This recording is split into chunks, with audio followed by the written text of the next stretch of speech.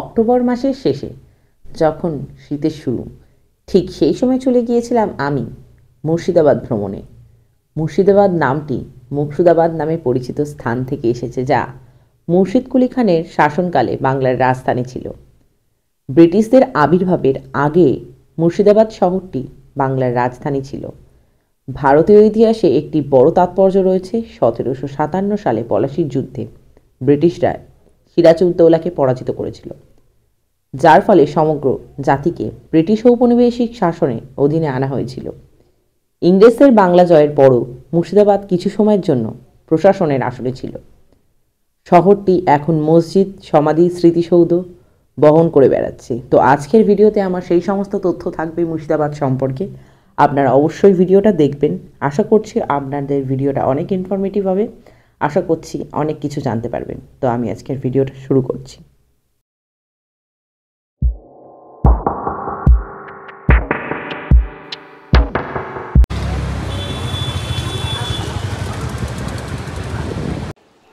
এখন বাজে বিকেল 4:30। আমি পৌঁছে গিয়েছি শিয়ালদা স্টেশন। আজকে আমার যে ট্রেনটি ধরে মুর্শিদাবাদ যাওয়ার কথা, সেই ট্রেনটির টাইমিং ছিল 4:40 আমার কিছুক্ষণ লেটের কারণে আমি আজকে ট্রেনটি ধরতে পারলাম না। তো সেই জন্য আমি কিছুক্ষণ প্ল্যাটফর্মে ওয়েট করে গেলাম এবং 6:20 ভাগীরথী এক্সপ্রেস আমি ধরে নিলাম।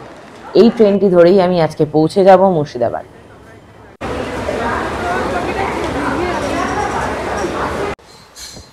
ট্রেনটি ছেড়ে দিয়েছিল নির্দিষ্ট সময় এবং এই মুহূর্তে ট্রেনটি দাঁড়িয়ে রয়েছে কৃষ্ণনগর জংশনে। তারপর দীর্ঘ 4 ঘন্টা জার্নি করার পর আমি পৌঁছে গিয়েছিলাম আমার আজকের গন্তব্য বহরমপুর স্টেশন। বাইরে টোটো ওয়েট করছিল, সেই টোটো ধরে আমি পৌঁছে গিয়েছিলাম বাড়ি।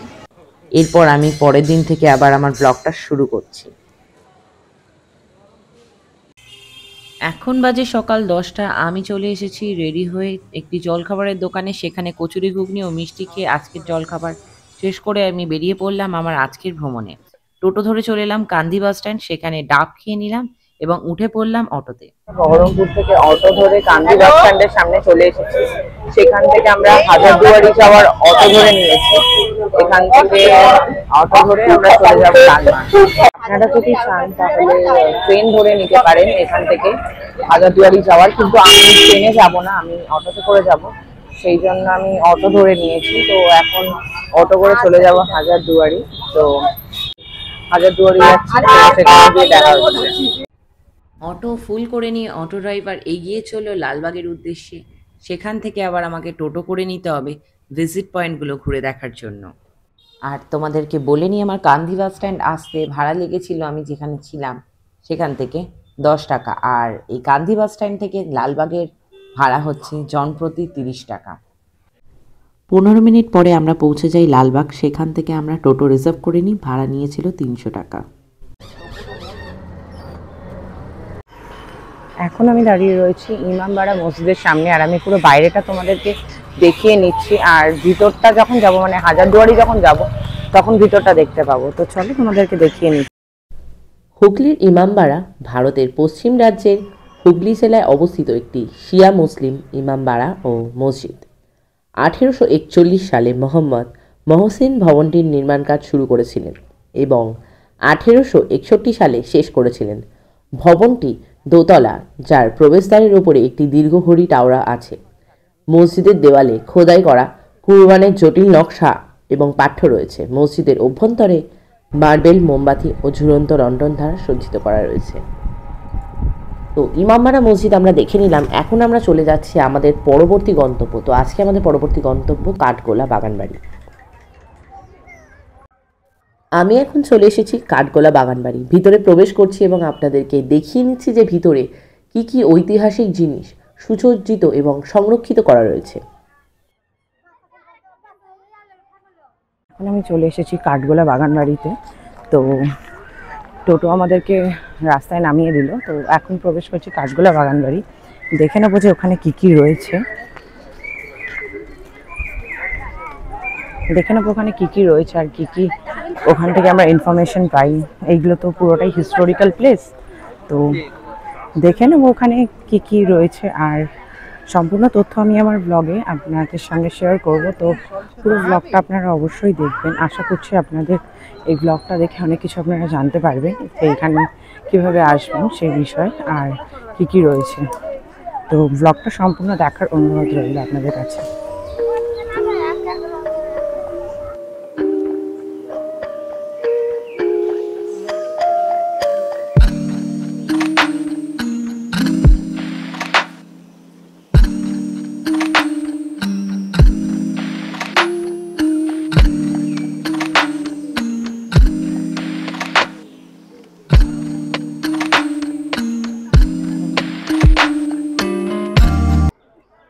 টিকিট কাটতে হয় এখানে। কাঠগোলা বাগানবাড়ি ঘুরে দেখার জন্য আমি প্রবেশ মূল্য টিকিট কেটে নিলাম। এখন আমি চারদিকটা ঘুরে দেখব এবং এর আশপাশটা কি রয়েছে সেটা আমি আপনাদেরকে ঘুরিয়ে দেখাবো। জনপ্রতি 30 টাকা। এখন আমি যে স্ট্যাচুটার সামনে দাঁড়িয়ে রয়েছে এটি হচ্ছে একটি জৈন ভাইয়ের। তো এনারা 4 জৈন ভাই ছিল। সিরাজউদ্দৌলাকে মারার বিষয়ে এনাদের হাত ছিল। আর এনার পূর্বপুরুষ 4 বছরের জন্য এই 260 বিঘা জমি লিজে নিয়েছিলেন সিরাজউদ্দৌলার থেকে।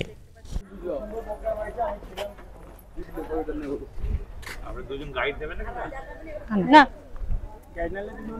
না না না, আপনারা যদি চান তো এখান থেকে অবশ্যই গাইড নিয়ে নেবেন। যারা এখানকার বিষয়ে জানতে চান বা হিস্ট্রির ব্যাপারে ইন্টারেস্টেড তো তারা অবশ্যই এখান থেকে গাইড নিয়ে নেবেন।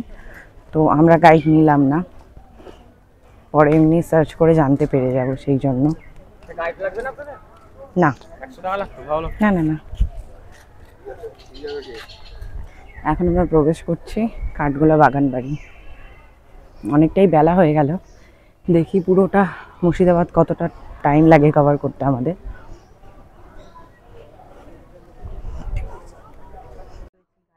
এই বাগানবাড়িটি কাঠগোলা বাগানবাড়ির নাম হওয়ার 2টি বিশেষ কারণ রয়েছে বলে লোকে মনে করেন। বাগানে ঢোকার মুখে বড় 2টি নহবত গেট, তার সামনে পূর্ব পশ্চিমে রাস্তা চলে গিয়েছে, সেখানে কাঠের গোলা ছিল এবং এই বাগানবাড়িতে প্রচুর পরিমাণে বিভিন্ন রকমের গোলাপ চাষ হতো এবং সেই জন্য এই বাগানবাড়ি বিখ্যাত ছিল। তাই জন্য এই বাগানবাড়ির নাম কাঠগোলা বাগানবাড়ি।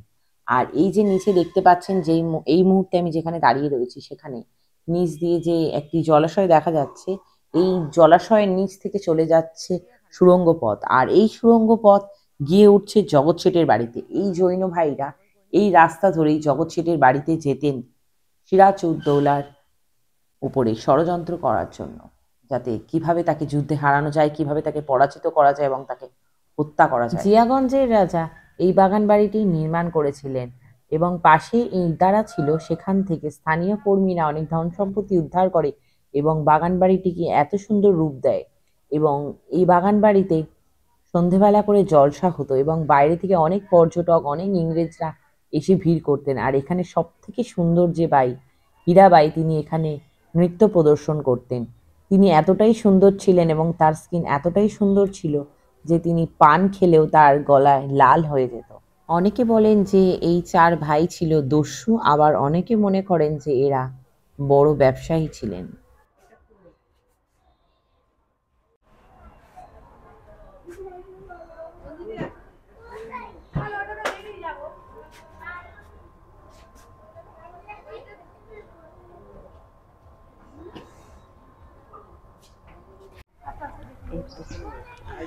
এখানে এমনই কুয়োর মতো করা রয়েছে সুড়ঙ্গ পথ, তার লোক দেখলে হয়তো ভাববে যে এটা কুয়োই। তো ওপরে কিছুটা জলাশয়ের মতো করা রয়েছে, তো সেটা দেখলে সবাই কুয়োই ভাববে জেনারেলি, কিন্তু এটা কুয়ো নয়, এটা সুড়ঙ্গ পথ।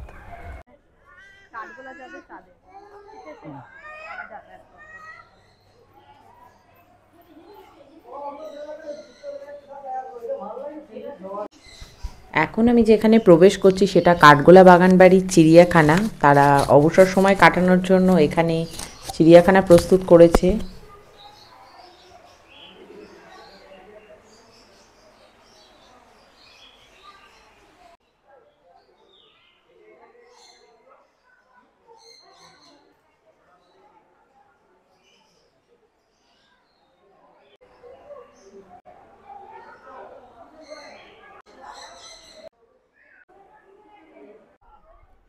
এদিকটা চিড়িয়াখানা রয়েছে, বিভিন্ন পশু পাখি আর তাদের নামও লেখা রয়েছে, সায়েন্টিফিক নেমও লেখা রয়েছে। আমি দেখাচ্ছি আপনাদেরকে ঘুরিয়ে। আপনারা যখনই মুর্শিদাবাদ আসবেন আমি বলবো ভোর ভোর বেরিয়ে পড়বেন, কেন এখানে অনেক ট্যুরিস্ট প্লেস রয়েছে, তো সেগুলো কভার করতে আপনাদের মোটামুটি ভালোই সময় লাগবে, 2 থেকে 3 দিন লাগবে। তো ভোর ভোর বেরোলে আপনারা সব ট্যুরিস্ট প্লেসগুলো কভার করতে পারবেন টাইমের মধ্যে। তো সেই জন্য আমি সাজেস্ট করবো অবশ্যই আপনারা ভোরবেলা বেরোন। এদিকে বিভিন্ন কালারের খরগোশ।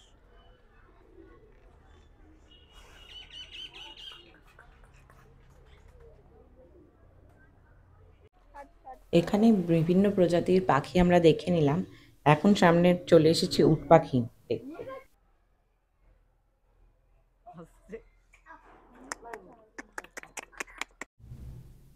কাঠগোলা বাগানবাড়ির চিড়িয়াখানা আমি দেখে নিলাম, এখন আমি যেখানে দাঁড়িয়ে রয়েছি সেটা হচ্ছে ওনাদের পুকুর।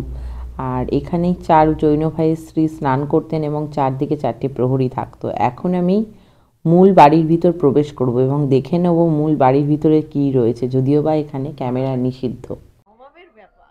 নবাবেরই ব্যাপার, সত্যি তাই।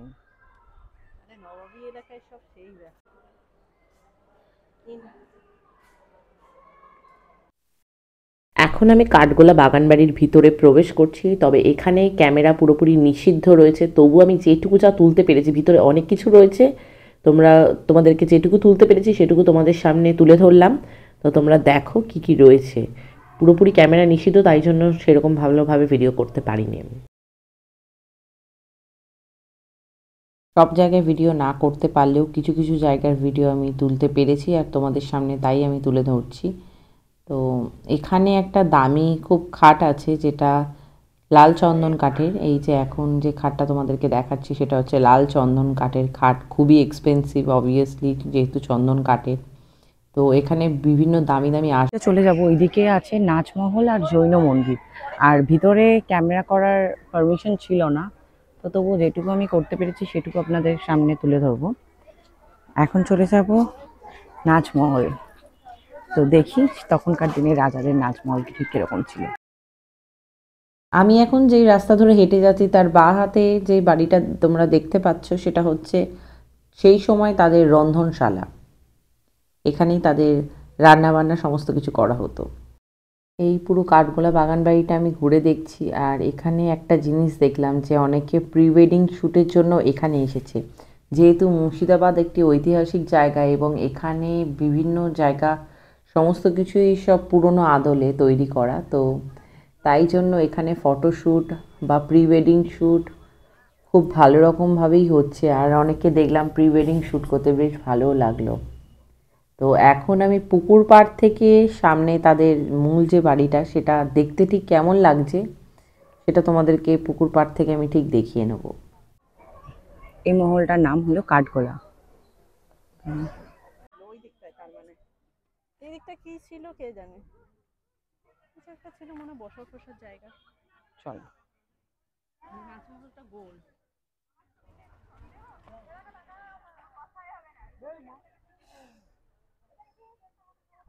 ওই দিকটায় পরে যাবো। এই দেখ কত বড়, এটা কি রুই মাছ রে? কাতলা মাছ হবে হয়তো, রুই কাতলা।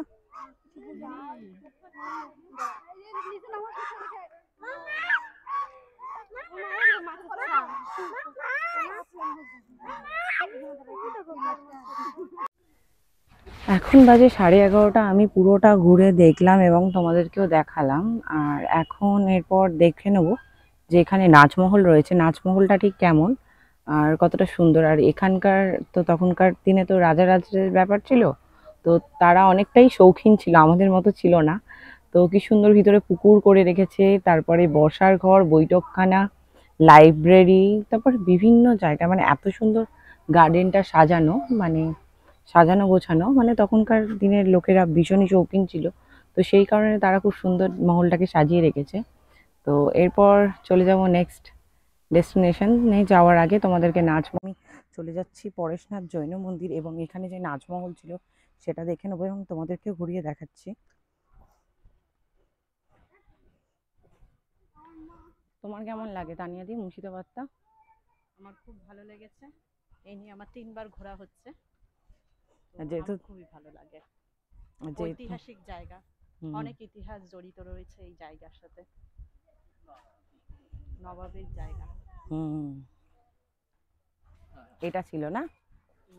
এটা নাচমোহরা, হুম কিন্তু এখন ঝড় ঝাপটাতে বেলজিয়াম কাজ তো আর নেই, হুম। তো এখন জাস্ট এই স্তূপটা রয়েছে। আচ্ছা, এই এটা মাঝে এই যে চারিদিকটা সবাই বসতো, আর মাঝে হীরাবাই বলে একজন ছিল আচ্ছা গায়িকা, আচ্ছা সে নাচতো। আচ্ছা। সে খুব সুন্দর ছিল, খুব সুন্দর।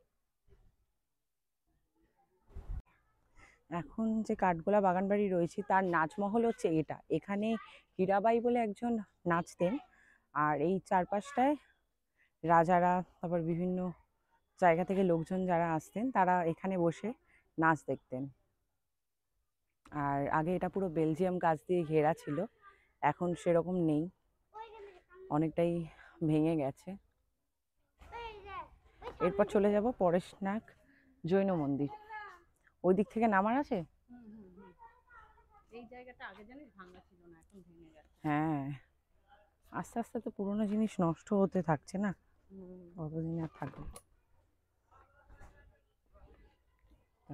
চলো।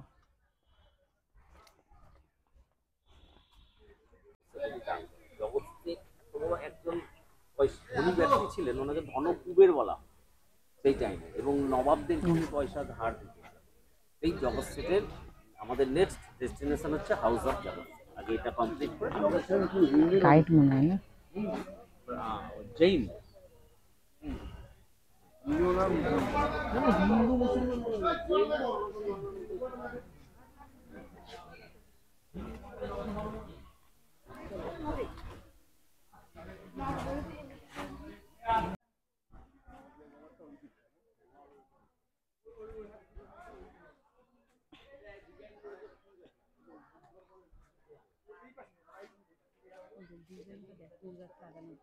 হুম। এটা ছিল ওনাদের গুরুদেবের আশ্রম।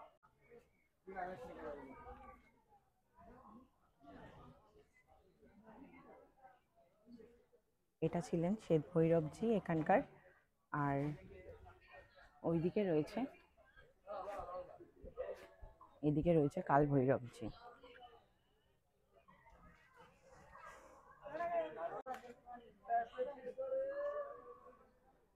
এখন এই মন্দিরের ভিতরে প্রবেশ করছি।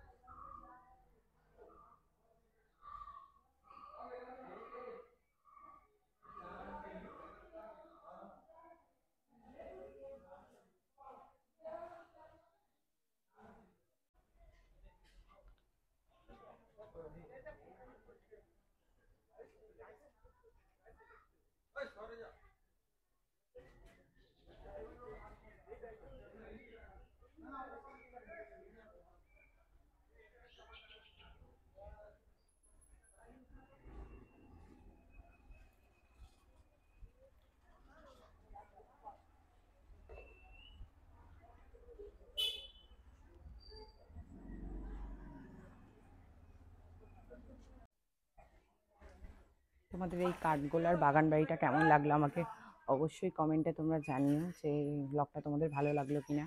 আর যদি মুর্শিদাবাদের আর কোন কোন জায়গা তোমরা দেখতে যাচ্ছ সেটা কিন্তু আমাকে ভিডিওতে জানাবে, তাহলে কিন্তু আমি সেই জায়গায় ভিডিও করে তোমাদের সামনে তুলে ধরবো।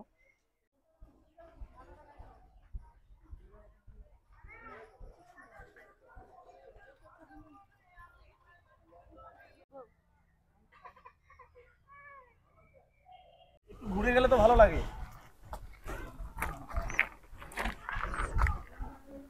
এটা হলো এখানকার পরেশনাথ জৈন মন্দির। তো এখন পরেশনাথ জৈন মন্দিরে প্রবেশ করছি আমরা।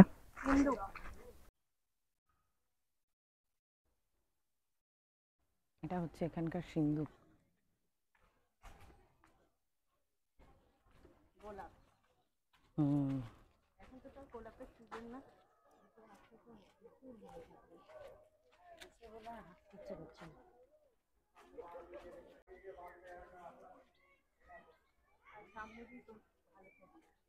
হুম।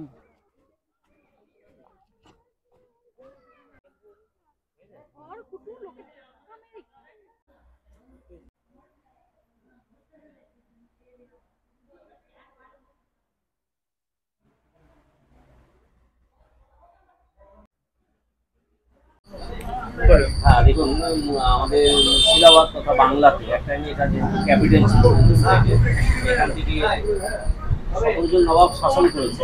তার মধ্যে আমরা যে বাখর খনি বলে যে বিস্কুট, আমাদের শর্টকাটে বলেছি বাখর খনি, অ্যাকচুয়ালি এটার ফুল নেম হবে বাখর খনিজা, বিস্কুটটার নাম। বাখর হচ্ছে একজন একটা মেল আর খনিজা একটা ফিমেল। তাদের আলিফকে আমরা যেরকম লাইলা মজনুর যে হিস্ট্রিটা জানি, যাদের তারা মধ্যে প্রেম বিনিময় ছিল, তাদের হত্যা করা হয়েছে, এই বাখর আর খনিজার মধ্যে একটা গভীর প্রেম ছিল। তাদেরকেও তাদের পরিবার মেনে নিতে পারেনি বলে তাদেরকেও জ্যান্ত হত্যা করা হয়েছে। তাদের উদ্দেশ্য করে এই বিস্কুটটা, সেটাকে আমরা বাখর খালি বলে জানি। এটা বাংলার একটা ঐতিহ্য হয়ে গেছে। আমাদের এই মুর্শিদাবাদের লালবাগে একজন বানাতো বিস্কুটটা, এত টেস্ট নিয়েছে, এত টেস্টফুলি। ভদ্রলোক আর্থোলজিক্যাল সার্ভে অফ ইন্ডিয়ার স্টাফ, হাজারদুয়ারিতে লাস্ট জীবন হাজারদুয়ারি সার্ভিস করে এখান থেকে রিটায়ার করে এখান থেকে মারাও গেছে, এক্সপায়ার করে গেছে।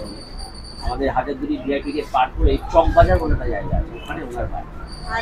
উনি বানাতো সব থেকে সেরা বাকরখানি, উনি বানাতো। ওনার নামই হয়ে গেছিল বাকরখানি শিল্প। এত সুন্দর বানাতো। আমরা মুর্শিদাবাদের লোক, আর আমি একজন ওয়েস্ট বেঙ্গল ট্যুরিজম ডিপার্টমেন্টের গাইড। এইসব সম্বন্ধে ধরুন আমাদের কালচার রাখতে হয়, যেমন ফুড ফেস্টিভ্যাল যখন হয়, আমের সময় যখন হয়, মুর্শিদাবাদের প্রচুর কোয়ালিটির আমও পাওয়া যায়, 131 ধরনের আম পাওয়া যায় মুর্শিদাবাদ। এটা মালদা, আমরা অনেকে জানি মালদা আমের জন্য বিখ্যাত। মালদা অ্যাকচুয়ালি ফজলির জন্য বিখ্যাত। মুর্শিদাবাদের মতো কোয়ালিটি আমার কোনো জায়গায় নেই। আমাদের নবাবরা যে আম খেত, গহিতু, দারুণ আম, কিন্তু ওই আম এখন চাষ খুব কম হয়। এখন তো সবাই ব্যবসার জন্য গাছের ফলনটা কম হয় বলে চাষটা কম হয়, ওটা পিস হিসাবে বিক্রি হয়।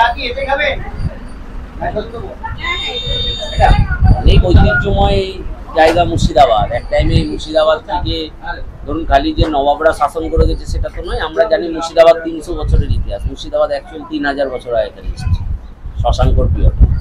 গৌড় থেকে তো ক্যাপিটাল শিফট হয়ে মুর্শিদাবাদে এসেছিল কর্ণ সুবর্ণ। সেই টাইম কিছু কিছু হিস্ট্রি সব যে গভর্নমেন্ট করবে সেটা বলতে হয় না, লোকাল লোককে কোঅপারেট করতে হবে গভর্নমেন্টের, তবে মেন ডেভেলপ হবে জায়গা। সেগুলো ধরুন ধারণা নেই এখানকার লোক, যারা যারা ধরুন এইসব নিয়ে একটু পড়াশোনা করছে, নাড়াঘাটা করছে, তাদের পক্ষে আমাদের আমাদের আমাদের চাটা দিন। আমাদের এখানে একজন ছিলেন ডাক্তার রামপ্রসাদ পাল, এরকম যদি ওনার বই কোথাও পান এটা কিনে নেবেন বইটা। খুব সুন্দর রামপ্রসাদ পাল, উনি একমাত্র এখানকার লেখক যিনি হিস্ট্রি নিয়ে পিএইচডি করেছেন। হাজারদুয়ারি লাইব্রেরিতে ওনারই সার্ভে করার পারমিশন ছিল। মারা গেছেন মুর্শিদাবাদে। আপনি পলাশির ডায়েরি বলে একটা বই দেখবেন, এই জায়গায় বিক্রি হবে অনেক জায়গায়। ওই বইটা যদি পান কোনো জায়গায় কিনবেন, দারুণ অথেন্টিক যে হিস্ট্রিগুলো, কোন কোন বই থেকে উনি কালেক্ট করেছেন, তাও ব্যাক সাইডে সব বইয়ের নাম, পাবলিশারের নাম সব লেখা আছে। অথেন্টিক হিস্ট্রিগুলো ওই বইটাতে পাবেন, পলাশির ডায়েরি, ডক্টর রামপ্রসাদ পালের লেখা। খুব সুন্দর বই, কোথাও পান কিনবেন। আর বাকি তো আপনার কলকাতাতে গেলে, লাইব্রেরিতে গেলে history of Bengal sir Jadunath Sarkar, Nikhilnath রায়ের মুর্শিদাবাদ কাহিনী, তারপরে পলাশির ষড়যন্ত্র, সুশীল চৌধুরী দেশ পাবলিশিয়ানের, এইসব বই যদি কালেক্ট করতে পারেন, বাংলার হিস্ট্রি মোটামুটি 90% আপনি। আমরা কাঠগোলা বাগান বাড়ি দেখে বেরিয়ে গেলাম। এখন আমরা চলে যাব জগৎ শেঠের বাড়িতে। এই জগৎ শেঠ সম্পর্কে বিশাল একটা ইতিহাস রয়েছে, তোমাদেরকে ভিডিওতে আমি অবশ্যই সেটা জানাবো। তো এখন চলে যাচ্ছি জগৎ শেঠের বাড়ি, অনেকটাই বেলা হয়ে গেছে।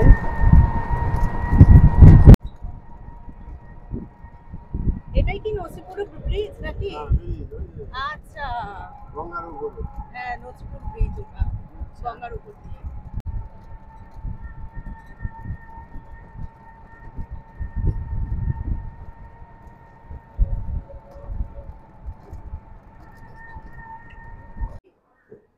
এখন আমরা প্রবেশ করছি জগৎ শেঠের বাড়িতে। আর এখানে প্রবেশের আগে এখানে টিকিট কাটতে হয়, আর জনপ্রতি টাকা হচ্ছে 30 টাকা করে।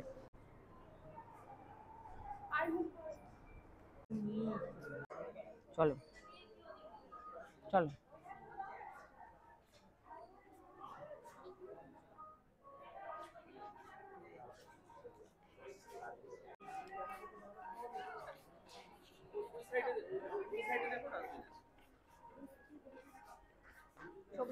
হুম,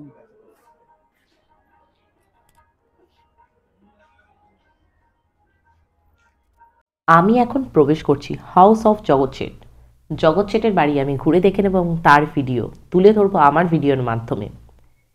এখানে সম্পূর্ণ রকম ক্যামেরা নিষিদ্ধ, তবু যেটুকু আমি ভিডিও করতে পেরেছি তা তুলে ধরছি আপনাদের সামনে। আমি এখন যেই জগৎ শেঠের ব্যাপারে আলোচনা করব, তিনি এই বাংলার ইতিহাসে মুর্শিদাবাদে একটি অত্যন্ত নিন্দুক চরিত্র হিসেবে স্মরণীয় হয়ে রয়েছে ইতিহাসের পাতায়। ঠিক যেমন ঘসেটি বেগম এবং মীর জাফর পলাশির যুদ্ধের পরাজয়ের কারণ এবং সিরাজউদ্দৌলাকে হত্যার কারণ তিনি ভালো রকমভাবে জড়িত রয়েছেন। তিনি সেই সময় এতটাই ধনবান এবং প্রভাবশালী ব্যক্তি ছিলেন, সকলে মনে করতেন যে মা লক্ষ্মী তার বাড়িতে অধিষ্ঠান করেছে।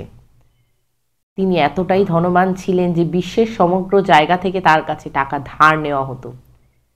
সিরাজউদ্দৌলা তাকে প্রস্তাব রেখেছিলেন যে খাজনা দেওয়ার জন্য। তিনি সেই প্রস্তাবে রাজি হননি। তিনি জানান যে আমি দান করতে রাজি, কিন্তু খাজনা দিতে নয়। এই কথা শুনে সিরাজউদ্দৌলা অত্যন্ত ক্রুদ্ধ হন এবং তিনি সিংহাসন থেকে নেমে এসে জগৎ শেঠের গালে চড় মারেন। এই ঝামেলা তৎক্ষণাৎ মিটে যেতে পারত, কিন্তু পারিপার্শ্বিক শত্রুর কারণে এবং ইন্ধনের কারণে এই ঝামেলা যুদ্ধের আকার ধারণ করে, যা ইতিহাসের পাতায় পলাশির যুদ্ধ নামে পরিচিত। এবং এই যুদ্ধে পরাজয় ঘটেছিল সিরাজউদ্দৌলার। তার পিছনে দায়ী ছিলেন জগৎ শেঠ, ঘসেটি বেগম, মীর জাফর আরও অনেকে। শিল্পটা এখন লুপ্ত প্রায়। এটা পিওর কাঁচা, এটাকে বলা হয় পুষ্পপাত্র। রাম, সীতা, হনুমান দেখুন ডিজাইন করা আছে। এটা জগৎ শেঠ ওনার ইয়েতে পুজোর কাজে ব্যবহার করতেন এই পুষ্প। এগুলো হচ্ছে আতরদানি। এগুলো আতরদানি। এটা এটা দেখুন, এটা হচ্ছে মানে ড্রেসে গোলাপ জল স্প্রে করে। তাদের সম্পূর্ণ টাকা পয়সা এগুলো সব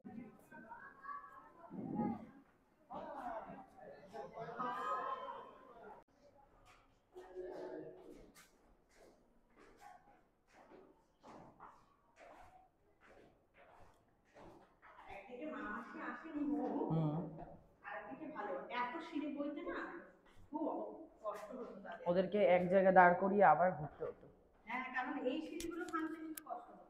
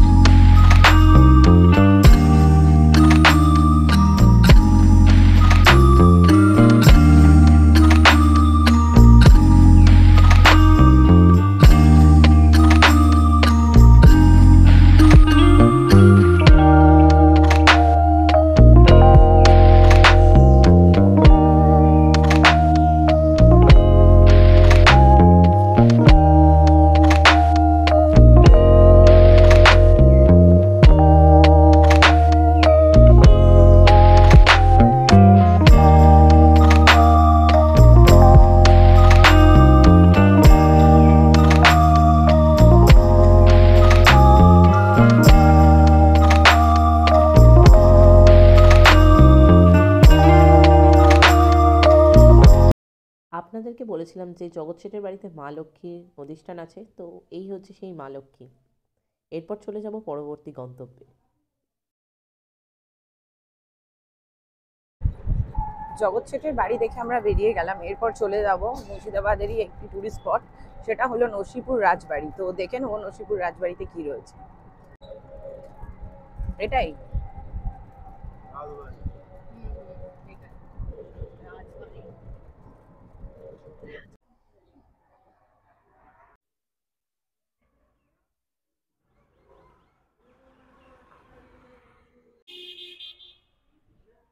এখানে হচ্ছে টিকিট কাউন্টার, পার টিকিট হচ্ছে 20 টাকা করে প্রবেশ মূল্য।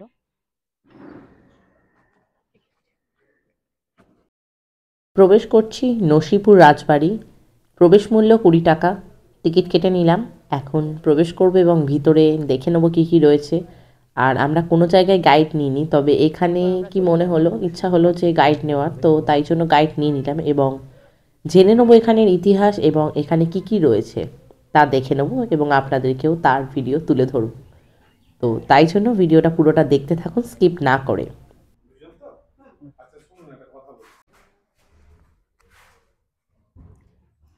এখন আমি প্রবেশ করছি নসিপুর রাজবাড়িতে।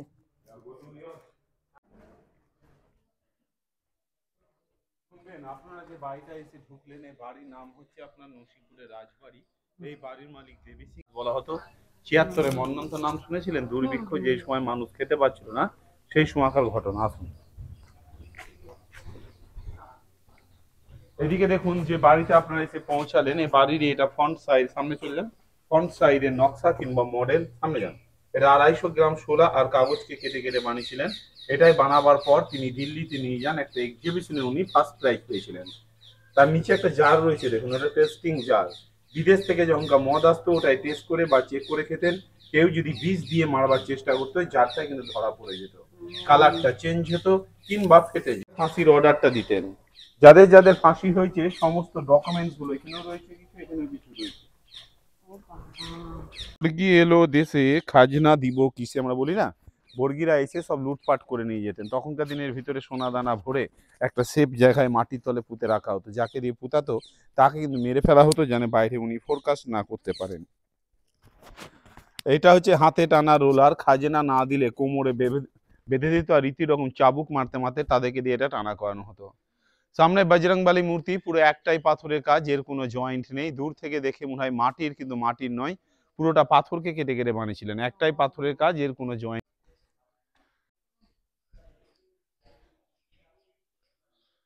এই ফাঁকা গার্ডেনটা দেখতে পাচ্ছেন, এই যে লোহার ল্যাম্পপোস্টগুলি, এগুলো চারদিকে 4টি থাম ছিল, চারদিকে বেলজিয়াম কাজ দিয়ে ঘেরা ছিল, তলে সেট পাথর দিয়ে বাঁধানো ছিল।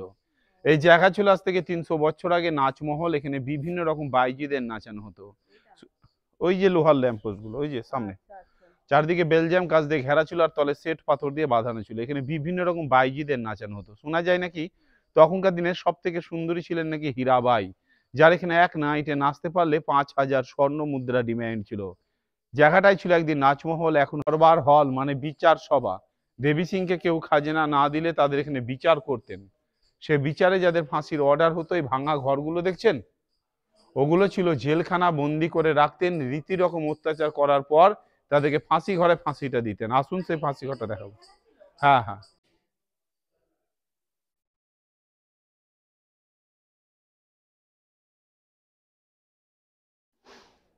চলে আসবেন। এই চেনটা দেখবেন, এরকমই আরো 2খানা চেন ছিল। চেনের নিচেই ছিল তলে 3খানা কুয়ো। কুয়োর উপরে সব কাঠ পাতা থাকতো। কাঠের উপরে দাঁড় করিয়ে গলায় দড়িটা পরিয়ে দিত, অ্যাঙ্গেলটা টানলেই কাঠটা সরে যেত। ফাঁসি দেওয়ার পর এখান থেকে দড়ি কেটে ফেলে দিলে এটাকে দুমড়িয়ে মুচড়িয়ে গঙ্গায় নিয়ে চলে যেত। আজকে আপনারা যেমন ঘুরতে এসছেন, এরকমই ঘুরতে এসে একজন বাচ্চা এবং তার মা এই কুয়োতে পড়ে মারা গিয়েছিলেন, যার লাশটা পাওয়া যায়নি বলে প্লেট দিয়ে পুরোটা বন্ধ করা আছে। এই সেই নর্তকী বাইজি হীরাবাই। পাশেরটাও, হ্যাঁ, পাশেরটাও সে হীরাবাইয়ের ছবি। উনি পান খেলে পানের পিক গলা দিয়ে নামলে বোঝা যেত, তার স্কিনটা এতটাই সুন্দর ছিল। তারই পাশেরটা ওয়ারিন হ্যাস্টিন্স, যার আন্ডারে এই দেবী সিং কাজ করতেন। এই দেবী সিং অ্যাকচুয়ালি 2টো বিয়ে করেও নিজস্ব কোনো ছেলে সন্তান ছিলেন না বলে উনি ভাইয়ের ছেলেকে স্টেট রক্ষা করার জন্য দত্তক নিয়েছিল। তার নাম হচ্ছে কীর্তিক নারায়ণ সিং। উনি কিন্তু ভালো লোক ছিলেন, মন্দির প্রতিষ্ঠা করেছিলেন এবং বিচার সভায় বসিয়ে গরিবদের দুবেলা পেট ভরে খেতে দিতেন। তার ছেলে, তার পাশেরটা দেখবেন, ভূপেন্দ্র নারায়ণ সিং। এই নিচের গুলোকে বলা হয় পাথরের জাল বা নেট, মুঘল যুগের জাফরির কাজ। এই বানাতে বানাতে কোনো কারণে ভেঙে গেলে পুরোটাই বাদ চলে যেত, তাকে আবার নতুন করে করতে হতো। ভেতরে দেখুন রামচন্দ্র দেবের মন্দির রয়েছে। রাম, লক্ষণ, সীতা, ভরত, শত্রুঘ্ন, হনুমান। সকাল ও সন্ধে এখানে দৈনিক পুজো হয়। ভেতরকার ছবিটা দেখুন। আর এই ইনি মারা গেছেন, ইনার ছেলে জীবিত আছে, কলকাতায় থাকেন। তার পাশেরটা ব্রিটিশ পঞ্চম জর্জ, ইংল্যান্ডের রাজা, যার চাঁদির কয়েনে ছবি দেখা যেত। এটা তখনকার দিনে রানীদের ব্যবহার করা আয়না। এই আয়না অ্যাকচুয়ালি আগেকার দিনে রাজা রানীরা ব্যবহার।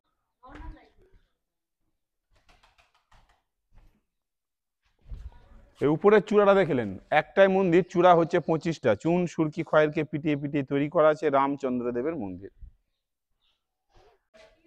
ওটা নৈরিত ভগবান, নিম কাঠের মূর্তি। এদিকে দেখুন, রাধা কৃষ্ণ রয়েছে, জগন্নাথ বলরাম সুভদ্রা আছে, গোপাল আছে, নারায়ণ শিলা রয়েছে। প্রত্যেক দিন এখানে নিত্য পুজো হয় এবং ঝুলন যাত্রার সময় সাজানো হয়। প্রণাম করে নিন। এটাই হচ্ছে দেবী সিংহের মেন মন্দির। দেবী সিংহের ডাকাতকালী বলা হয়। দেবী সিং কোনো জায়গায় খাজনা আদায় করতে গেলে মাকে পুজো করে যেতেন, ফিরে আসবার সময় ঘুরিয়ে পুজো দিতেন। কালী, দুর্গা, লক্ষ্মী একটাই মাকে 3টে রূপে পুজো করে। কোষ্টি পাথরের ডাকাতকালী, এখানে যে যার মানসিক করে আজও সফল হয়। পায়ের সামনে যান, দিয়ে পায়ের তলাটা নিয়ে নেন, আপনার ইয়ে উঠবে। কাছে যান, দিয়ে হাত ভরুন।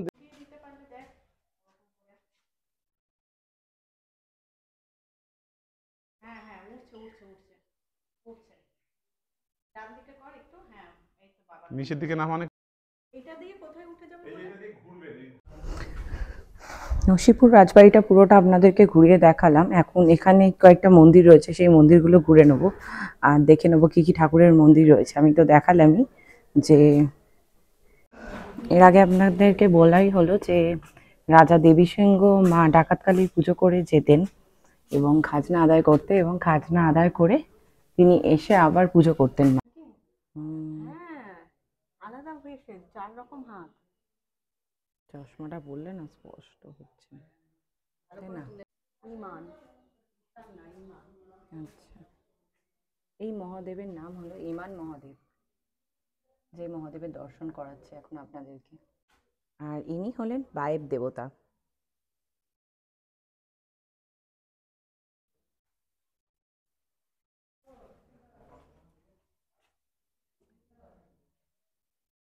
গোপাল না, এটা কুবের দেবতা।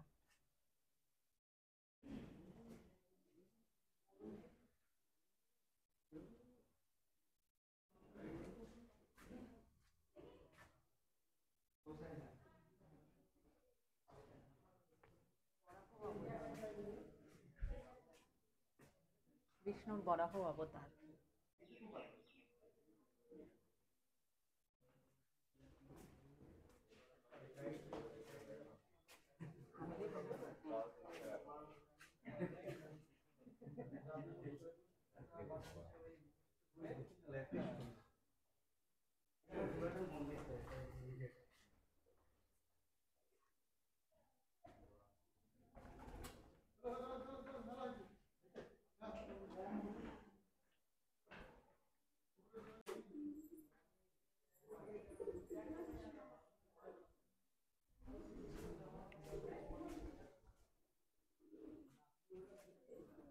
কচ্ছপ অবতার, কুম্ভ।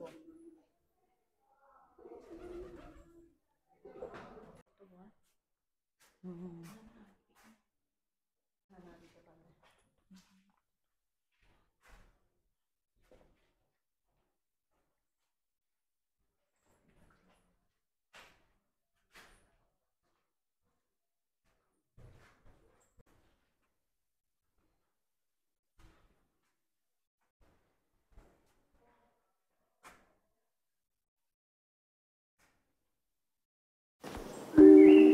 দড়ি।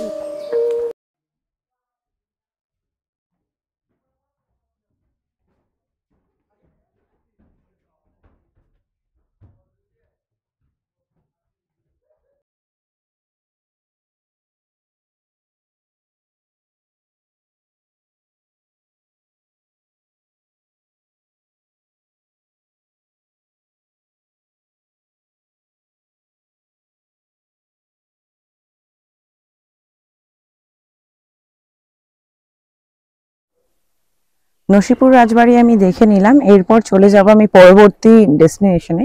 তো দেখে নেবো, আমি টোটো কাকুকে জিজ্ঞেস করে নেবো যে পরবর্তী কোন জায়গায় আমরা যেতে চলেছি এখন।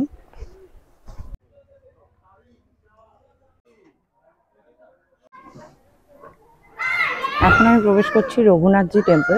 এখন এর ভিতরে কি রয়েছে সেটা আমি ঘুরিয়ে আপনাদেরকে দেখাবো।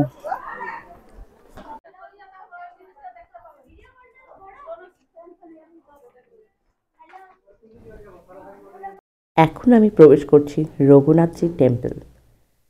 তো এর ভিতরে কি ঐতিহাসিক তথ্য রয়েছে এবং কি কি এখানে আসবাবপত্র এবং কি কি মূল্যবান জিনিস এখানে সংরক্ষিত করা রয়েছে তা দেখে নেব, এবং এর ভিতরে আর কি কি রয়েছে তাও আপনাদের সামনে তুলে ধরব। মুর্শিদাবাদ জেলার বহরমপুরের খাগড়া এলাকাতেও রামের পুজো হয়। এখানে প্রায় 800 বছর ধরে পূজিত হয়ে আসছে শ্রীরাম। তবে এই রাম রঘুনাথ নামে পরিচিত। বাংলায় রামনবমীর ঐতিহ্য রয়েছে তা অনেকেরই অজানা। খাগড়ার রাম রঘুনাথের বাড়িতেও রামনবমীর দিনে ব্যাপক উচ্ছ্বাসের সঙ্গে পালিত হয় ধর্মীয় উৎসব। অযোধ্যায় প্রাণ প্রতিষ্ঠার মহেন্দ্রক্ষণে পূজিত হলে এই মন্দির রাম রঘুনাথ। হচ্ছে গিয়ে ভগবান দাস মহন্ত আচার্যর এই আশ্রম টাইপ। আচ্ছা, তো এরা বংশ পরম্পরায় বিয়ে থা করে না, এরা এখানকার সব মন্দিরের পূজারী। তো এখন যে বর্তমানে এই আচার্য পদে রয়েছে সেই দোতলায় থাকেন, এই বাড়ির দোতলায়। গাড়িটা দেখেন। খাগড়ার রাম রঘুনাথের বাড়িতে রাম লক্ষ্মণ সীতার মূর্তি হলো কাঠের মূর্তি। আগে যে মন্দিরটি ছিল সেটি বর্তমানে জরাজীর্ণ অবস্থায় পাশের স্মৃতি বহন করে চলেছে।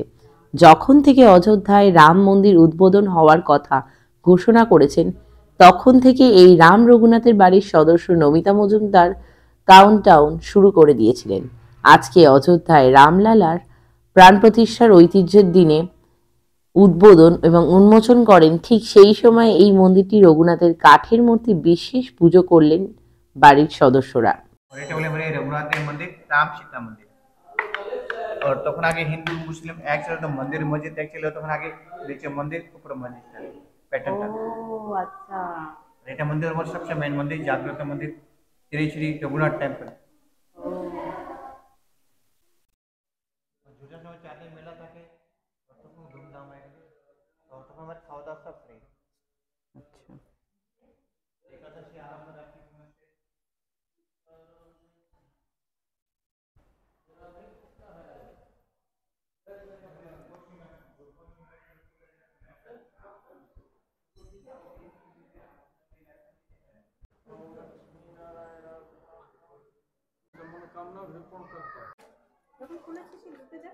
হুম।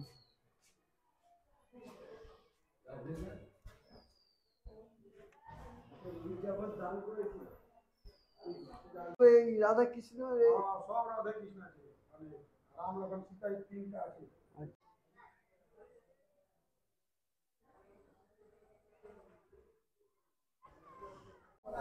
দেখে নিলাম চন্দনকাঠের লক্ষ্মীনারায়ণ আর রঘুনাথজি টেম্পল দেখে নিলাম। এখন এটা দেখে আমরা পরবর্তী ডেস্টিনেশনে চলে যাব।